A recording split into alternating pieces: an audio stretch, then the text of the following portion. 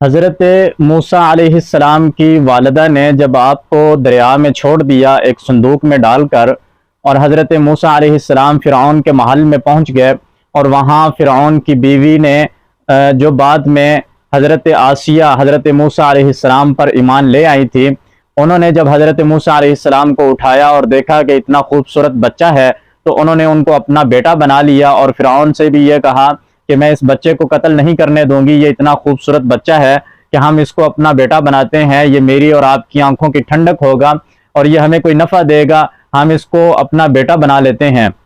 تو حضرت آسیہ نے جب حضرت موسیٰ علیہ السلام کو اپنے پاس رکھ لیا اور وہ فرعون کے محل میں رہنے لگے، لیکن چونکہ ابھی آپ دودھ پیتے بچے تھے تو اس وقت انہوں نے تمام دودھ پلانے والی عورتوں کو بلایا کہ جو حضرت موسیٰ علیہ السلام کو آ کر دودھ پلائیں، یعنی اس وقت جو دائیاں تھی یا اجرت پر معاوضے پر جو عورتیں دوسرے بچوں کو دودھ پلاتی تھیں، ان تمام عورتوں کو بلایا کہ وہ بادشاہ کے گھر میں ایک بچہ ہے جس کو بادشاہ نے اپنا بیٹا بنایا ہے، وہ ان کو آ کر دودھ پلائیں۔ تو تمام عورتیں اور دائیاں آتی تھی اور حضرت موسیٰ علیہ السلام کو دودھ پلانے کی کوشش کرتی، تو حضرت موسیٰ علیہ السلام ان کا دودھ نہیں پیتے تھے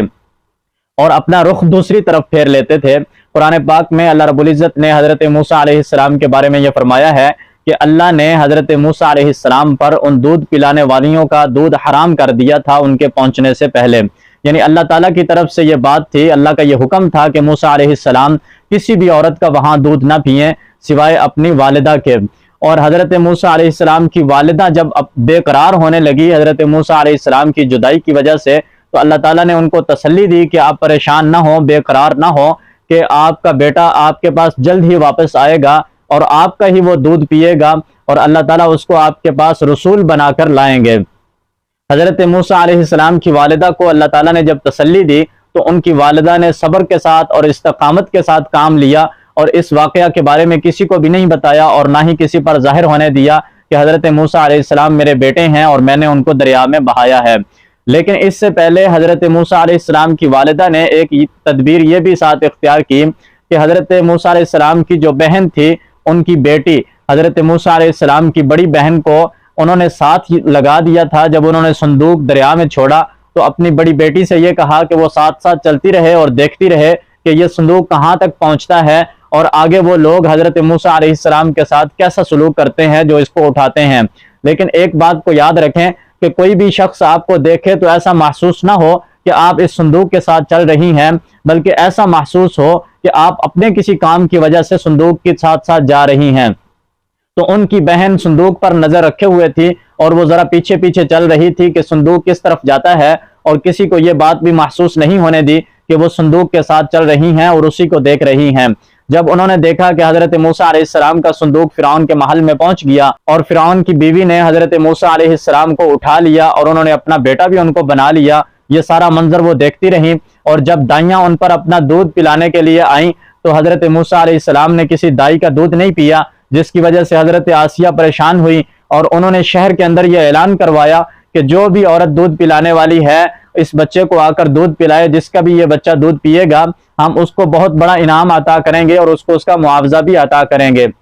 کیونکہ وہ بادشاہ کی بیوی تھی، ملکہ تھی، تو ظاہری بات ہے ان کی طرف سے جو انعام ہوگا وہ بھی بہت بڑا انعام ہوگا، جس کے لیے بڑے بڑے لوگ آئیں گے۔ تو وہاں بازار میں ساری عورتیں جمع ہوئیں جو حضرت موسیٰ علیہ السلام کو دودھ پلانا چاہتی تھیں، لیکن حضرت موسیٰ علیہ السلام نے کسی کا بھی دودھ نہیں پیا۔ تو وہاں آپ کی بہن بھی موجود تھی، تو انہوں نے یہ کہا کہ میں آپ کو ایک ایسے گھرانے کے بارے میں بتاتی ہوں کہ جس کا حضرت موسیٰ علیہ السلام مجھے امید ہے کہ اس کا دودھ بھی پئیں گے اور وہ گھرانہ بھی آپ کا خیر خواہ ہوگا۔ تو ان لوگوں نے جو اس کے فوجی تھے جلدی سے اس کی بہن کو پکڑ لیا کہ کہیں یہ بچہ انہی کا تو نہیں، اور یہ پوچھنے لگے کہ آپ کو کیسے معلوم ہے کہ وہ گھرانہ اس بچے کے ساتھ خیر خواہ ہے؟ تو ان کی بہن نے جلدی سے یہ کہا کہ میں اس بچے کے بارے میں بالکل نہیں جانتی، البتہ مجھے یہ معلوم ہے کہ وہ گھرانہ بادشاہ سے چونکہ ایک بڑے انعام کی آفر ہوئی ہے، ایک بڑا انعام ملنے والا ہے، تو اس بڑے انعام کے لیے وہ بادشاہ کو خوش کرنے کے لیے اس کے ساتھ اچھا سلوک کریں گے اور وہ اس کے خیر خواہ ہیں۔